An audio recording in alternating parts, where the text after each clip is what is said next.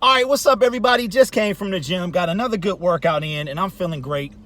So check it out. After reports come out that the Niners are going to take one of two quarterbacks, either Mac Jones or Trey Lance. Poor Justin Fields. He just sitting out there like he's nothing.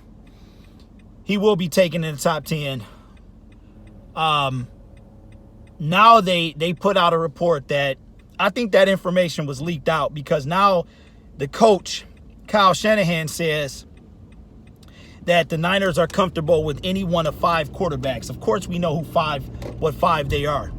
But this draft, man, the amount of mystique, the amount of smoke screens that are put up, that has been put in ahead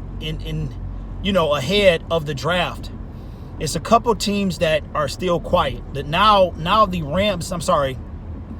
the Falcons are saying that they are open to trading back. So check it out. Shout out to MICROMIKE and the fellas at ISN, man. We've been talking about this for months. So, we've been talking about this, and I pretty much made this video already, but it's getting more intriguing.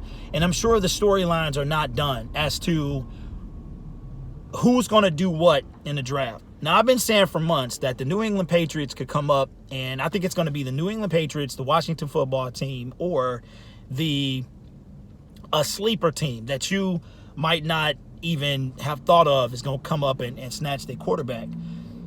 The Detroit Lions are adamant about moving back. If you think about it, most of what Dan Campbell and Brad Holmes have been saying is open to moving back, open to moving back, open to moving back. That's all they've been saying really for the past several months, is that they are open to moving back. And now it's getting intense with teams aggressively fielding trade offers.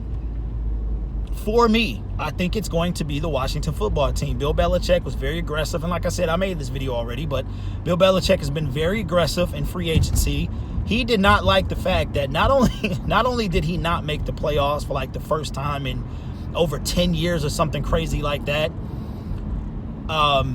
Tom Brady goes and win the Super Bowl. So right now it's Tom 1, Belichick 0. That's just the way it is. And Bill Belichick, arguably one of the greatest coaches of all time, is not happy with that. He's not going to go down without a fight. And the aggressiveness of free agency and the fact that they only have Cam Newton on a one-year deal. And let's be honest, Cam still have a lot left. After this year, Cam Newton will be a backup somewhere. If he doesn't retire, if his pride doesn't make him retire, Cam Newton will be a backup this time next year, because it's so many quarterbacks coming out this year that a lot of teams are gonna get their future quarterback. Now, the Lions, I believe, are a couple years away. The Atlanta Falcons today they're in a tricky situation because Matt Ryan they got to keep Matt Ryan for 2 years. It's going to cost them a boatload of money. Basically, if they part ways with this guy between now and 2023, that doesn't mean that he can't sit on the bench. But my thing is how we grew up, right? I don't know if you one of them people that grew up and your mama, there was a room that was off limits in the house. And I was one of those kids. The living room was off limits. We had all this nice furniture and we couldn't step foot in the living room. That's how my mother was able to keep the living room nice. But look at it in a football sense. If you're going to invest $20-something million in the aging quarterback and then you draft a quarterback, what's the likelihood of that quarterback starting? To me, it's very, very slim, unless they just are like, you know what? You have regressed so much that we're just going to pull the plug on you and we're done. Your time in with this organization is over. So my thing is, I could see the Atlanta Falcons taking Trey Lance, because Trey Lance, the raw talent, have him sit under Matt Ryan, learn from a guy that's been in the league for several years, have him sit down and mature, which is what I would want for our quarterback as well.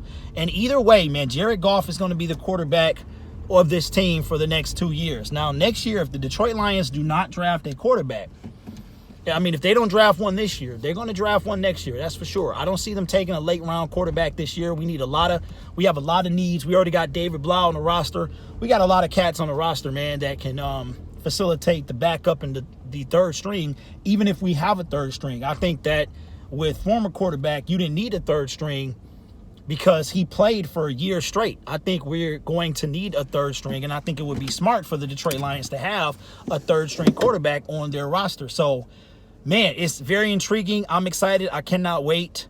This is the most excited I've been in a long time. So let me know in the comments below what you think.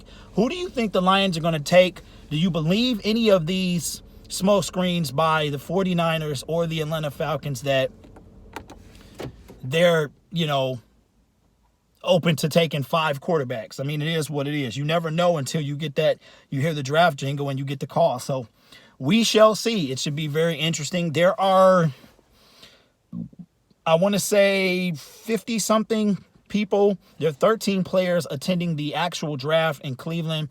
There's another 40, 45, 48 or so that's going to be on the virtual draft. And then I don't know what they're going to do with the other 200 and something players, but should be interesting. Very different from last year. I'm excited. I am super excited. So leave it in the comments below, man. Let me know what y'all think. Don't forget, MICROMIKE. Day 1, be there, subscribe, make sure you ring that reminder bell so you guys can be ready.